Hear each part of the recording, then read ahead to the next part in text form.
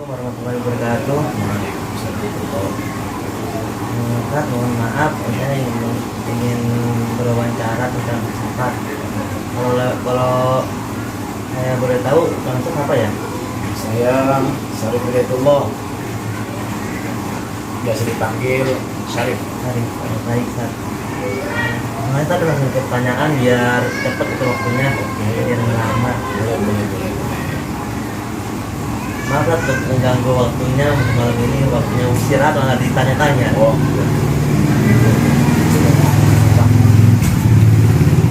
Aku nanya, bagaimana pandangan Ustadz ini mengenai ilmu filsafat?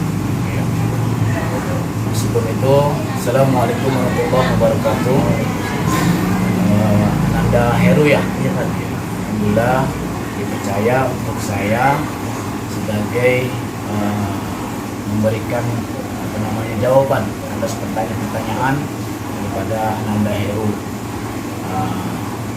Jadi sebelum pertanyaan Heru ini saya jawab, jadi berkaitan dengan filsafat ya. Iya Ustadz. Filsafat. Jadi apa filsafat itu maksudnya ya? Iya benar. Jadi kalau yang saya tahu ya, karena ini pelajaran waktu semester berapa dulu ya, semester 3, semester 4 lah, saya dulu ya, kalau masih ingat gitu ya. Filsafat itu kan dari bahasa Yunani. Iya. Dari bahasa Yunani, filosofia yang artinya cinta kebijaksanaan. Kalau dari segi bahasa Yunani, cinta kebijaksanaan. Adapun secara historis atau secara nyata sejarah, bahwasannya filsafat itu ilmu yang mempelajari cara berpikir manusia.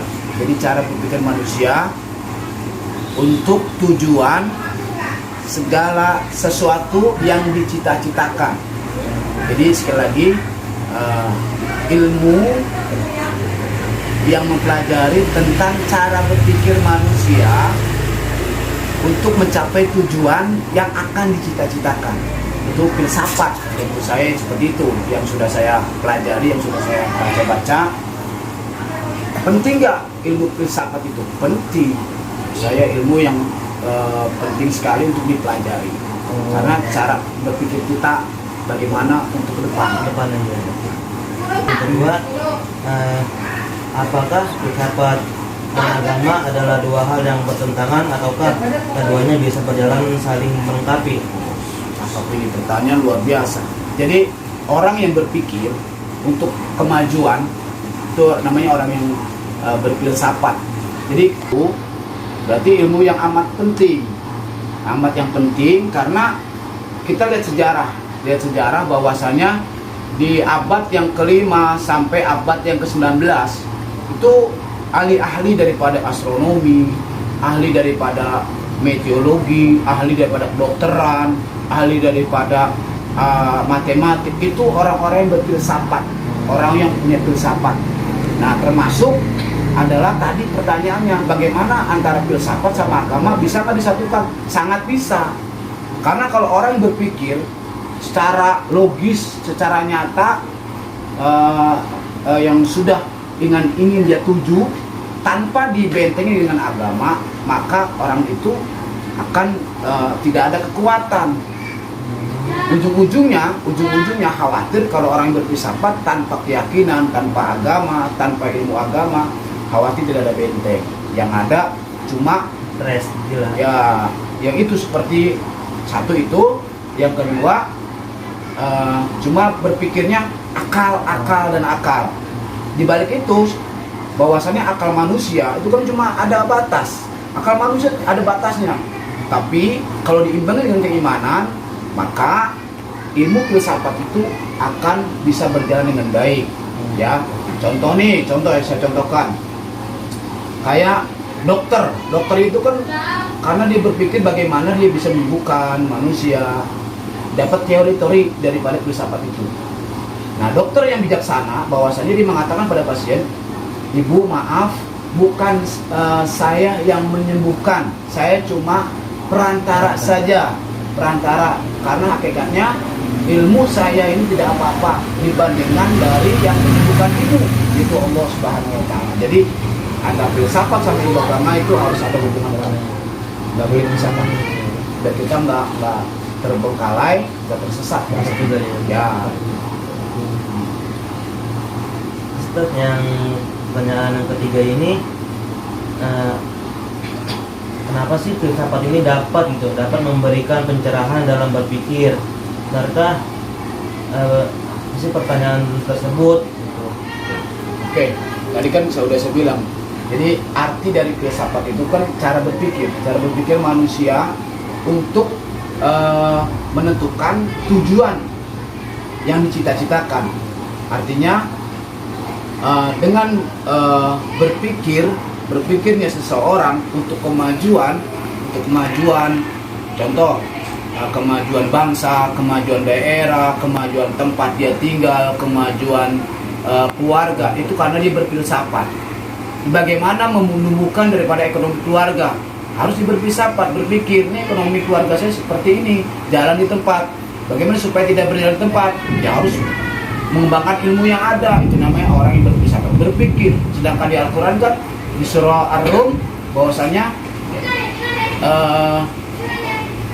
yatafakkarun, ada ujung-ujungnya yatafakkarun, supaya kalian berpikir, mau berpikir di situ. Ar-Rum itu ayat 30, Ar-Rum surah 30 ayat 21. Ya itu. Jadi kita diperintahkan untuk berpikir, artinya supaya kita nggak jalan di tempat. Ustaz, itu kok ada sih orang-orang yang dia belajar filsafat, tapi dia tuh bisa gitu ngaku-ngaku jadi Tuhan gitu. Oh iya. Ya. Banyak orang-orang kayak gitu. Ya. Jadi kembali lagi, filsafat itu kan dibagi 3 zaman. Ya, filsafat ada 3 zaman. Ada filsafat di zaman kuno, ada filsafat di abad pertengahan, ada filsafat di zaman modern. Ya, kalau orang yang berpikir bahwasannya tidak mengindahkan Allah, ya, tidak mengindahkan Tuhan, dia cuma secara logis saja, artinya tidak ada campur tangan Tuhan di situ. Itu namanya filsafat modern, disebutnya sekuler.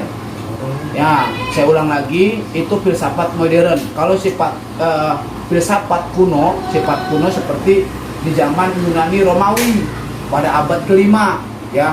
Yunani Romawi itu tahu sendiri kan kerajaan-kerajaan, supaya bagaimana untuk menumbuhkan kerajaan tersebut harus punya filsafat, bagaimana perang supaya menang, berfilsafat, bagaimana melawan musuh supaya tunduk dan sebagainya. Itu filsafat Yunani dan Romawi. Adapun yang tadi pertanyaannya adalah bagaimana untuk orang yang berfilsafat tapi tidak menyampingkan daripada Tuhan, menyampingkan daripada Allah Subhanahu wa taala. Tadi saya bilang orang itu kan keblinger. Kenapa? Pola pikir manusia itu terbatas. Jadi nggak boleh, haram hukumnya mengedepankan pikiran sekuler. Sekulernya orang sekuler itu apa? Tidak ada campur tangan Tuhan. Saya ini bisa berkembang, saya ini bisa maju karena saya sendiri, karena usaha sendiri. Itu kan sekuler artinya. Sombong berarti kan, orang tersebut sombong. Karena apa? Kita berdiri, kita berjalan, kita melangkah, itu ada campur tangan Tuhan. Sedangkan di Al-Quran tadi, ya tafakkarun, berpikirlah kalian atas kebesaran Allah. Dunia ini, tanah ini, alam ini, bumi dan juga lautan dan juga angin dan sebagainya. Itu supaya kita berpikir pasti ada yang menciptakan, bukan berdiri sendiri, tapi ada yang menciptakan. Siapa? Allah. Makanya orang yang berfilsafat itu harus diimbangi, harus didampingi berbarengan dengan agama. Oke Ustaz, itu aja. Apa sih? Cukup baiknya itu ya. Ya.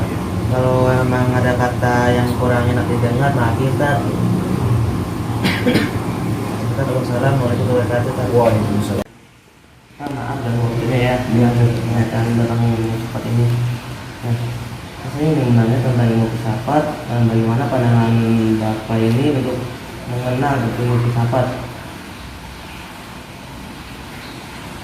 Bisa. Iya. Apakah Bapak pernah dengar itu tentang ilmu filsafat? Belum dengar. Pernah dengar? Apakah di SD Pak SMP?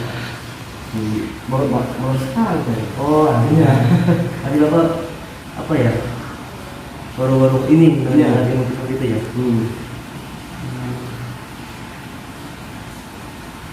Terus